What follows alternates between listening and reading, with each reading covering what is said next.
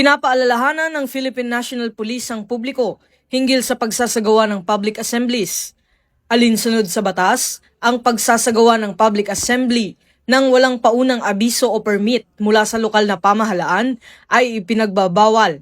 Ito ay upang matiyak ang kaligtasan ng lahat, kaayusan ng publiko at maayos na daloy ng trapiko lalo na sa mga sensitibong lugar o mahahalagang okasyon. Ipinagbabawal din ng mga sumusunod: pagdadala ng armas, mapanganib na bagay o anumang kagamitan na maaaring makasakit, pagiging marahas o paggamit ng pananakot laban sa kapwa, pagharang sa trapiko at pagsira sa pampubliko o pribadong ari-arian, at pagkilos sa loob ng 100 metro mula sa korte, paaralan at ospital.